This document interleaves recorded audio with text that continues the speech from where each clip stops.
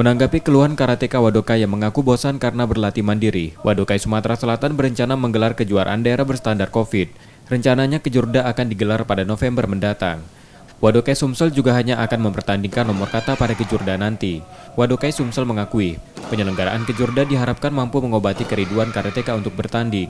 Terlebih saat ini karateka Wadokai hanya menggelar latihan mandiri, yang menimbulkan kebosanan.